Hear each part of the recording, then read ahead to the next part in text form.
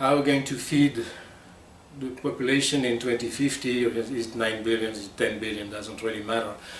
I hear all sorts of things, and let's say since I've been doing Food Futurist, I've heard that organic food are going to save the world, that genetically modified crops will save the world, that veganism will save the world, that aquaculture is going to save the world, that the US is going to feed the world, that Russia is going to feed the world, that Canada is going to feed the world. I don't know how many stories I've heard, but there's always something that we miss in this whole thing. First, how much of what are we going to need? How much corn, how much wheat, how much rice are we going to need? How much protein are we going to need?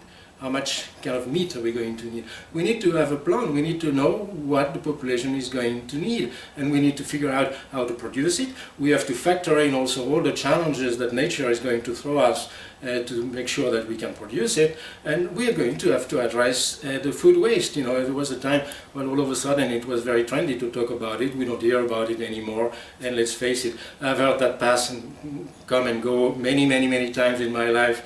No, we need to have a plan, and we need to have a global plan, and the UN, with all their nice little goals that are totally unrealistic, what they should do is just a plan and just tell us kind of per year or per decade how much different kind of crops, how much of different kind of foods we should produce, and where is the best, and have basically create the incentives to make sure that we can do that. There is no new food that's going to come out of the blue just to save the world. All the alternative protein fermentation, precision fermentation, all those things, it's all very nice, but you know what, it's just a part of it. Like I said, it's not just the US is going to feed the world, it's not just aquaculture is going to feed the world, it's not just veganism is going to feed the world. There's going to be a little bit of everything, and it's time that we realize that, instead of coming with those crazy ideas that there is something that by some miracle is going to save us all, just like that, and we don't have to change anything, we don't have to change our lifestyle.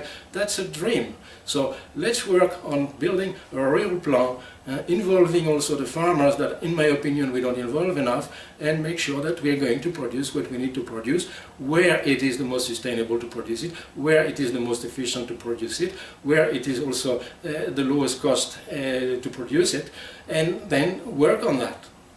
But if we don't do that, let's forget it, then we're going to go from crisis to crisis, just like we do. If you're interested in my videos, please click on the subscribe button, or you can also visit my website.